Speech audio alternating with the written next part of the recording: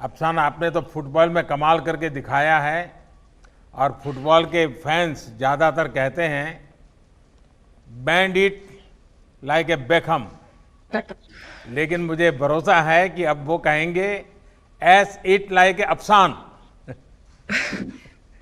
Thank you so much sir, thank you so much. मुझे यहाँ पे अपनी बात कहने का मौका दिया, मुझे इतने बड़े प्लेटफॉर्म पे लेकर आए आप। मुझे बहुत ही खुशी होती है कि मैं अपने जम्मू एंड कश्मीर स्टेट को रिप्रेजेंट करती हूँ, बिकॉज मैं अभी बेसिकली जम्मू कश्मीर से हूँ, बट मैं मुंबई के पीफा क्लब में खेलती हूँ एज अ गोलकीपर। तो मुझे बहुत खुशी होती है कि जब मेरे घर वालों ने मुझे सपोर्ट नहीं किया था, तब मैंने वो डिसीजन लिया कि नहीं, मुझे थोड़ा बहुत अपनी फैमिली के साथ, अपने सोसाइटी के साथ स्ट्रगल करके इस चीज़ को आगे बढ़ाना चाहिए, ताकि हमारी सोसाइटी में भी थोड़ा चेंज आए। वो लड़कियों को आगे देखना चाहिए, जो आजकल बहुत ज़्यादा हो रहा है। मैं जब भी बाहर जाती हूँ तो लड़कियों को एक्सरसाइजेस करते हुए, वॉक करते हुए या ग्राउंड में देखती हूँ, तो मुझे बहुत ही खुशी होती है कि हमारे JNK स्टेट की लड़कियां भी आगे आ रही है। Not even Jammu and Kashmir, all over country जितनी भी लड़कियां, उनको आगे आना चाहिए, ना कि पीछे रहना चाहिए। हमें अपनी बात हर किसी के सामने रखनी चाहिए और खुद को फिट रखना चाहिए, जो बहुत ही बड़ी बात है। क्योंकि एज अ संसार में बोला जाता है कि औरत पे बहुत सारी चीज़ें डिपेंड करती है।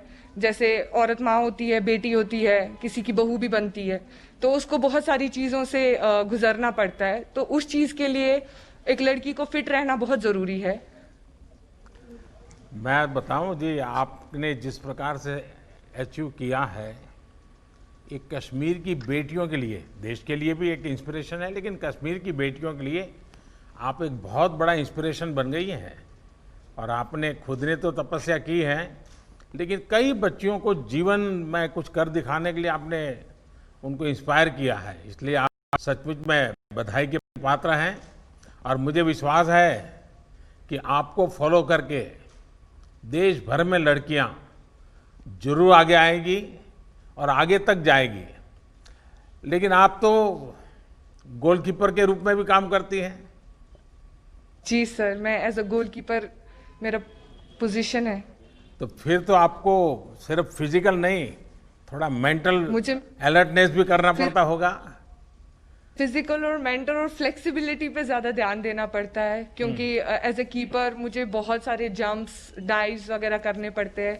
तो मुझे उस चीज़ के लिए खुद को बहुत ज़्यादा फिट रखना, अपने बॉडी वेट को मेंटेन करना पड़ता है, ज़्यादा ना हो कम ना हो, ताकि मैं जब भी हम गोल पोस्ट पे खड़े होते हैं तो कीपर एक ऐसा इंसान होता है जो पूरा मैच देख रहा होता है, हर एक प्लेयर पे उसकी नज़र रहती है।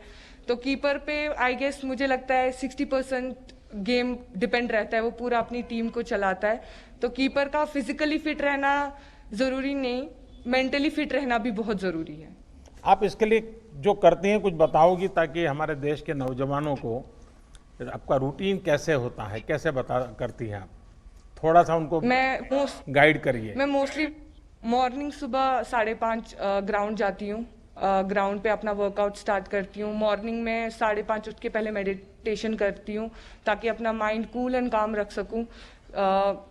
मैं जो हमारे MS धोनी है, कैप्टन है इंडियन टीम के, एक्स कैप्टन रह चुके हैं, तो मैंने उनसे बहुत सीखा है, क्योंकि बहुत ही कामली करते,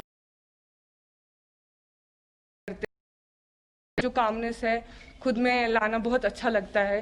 कि जैसे वो कामली काम करते हैं अपनी लाइफ में, हर एक को अपनी लाइफ में वैसे ही कामली काम करना चाहिए। अपने मेंटल स्ट्रेस को ज़्यादा हाई नहीं करना चाहिए, अपने मेंटल स्ट्रेस को बैलेंस रखना चाहिए, ताकि जो दिन भर के काम होते हैं वो इजीली और स्ट्रेस फ्री कर सके। ठीक है, आजकल बच्चे फिजिकल एक्टिविटीज़ में शामिल होने के बजाय चौबीसों घंटे स्क्रीन के सामने ही ज़्यादा समय बिताते रहते हैं। प्रत्येक राज्य में फिट रहने की अपनी स्थानीय परंपरा रही है। तो बचपन अपना, भले आज इस फुटबॉल को लेकर मुंबई में काफ़ी कुछ समय बिताती हैं, लेकिन हर एक राज्य की अपनी एक विशेषता होती है फिटनेस की। कश्मीर में वेदर भी हमेशा अनुकूल नहीं होता है, बहुत ही विपरीत रहता है।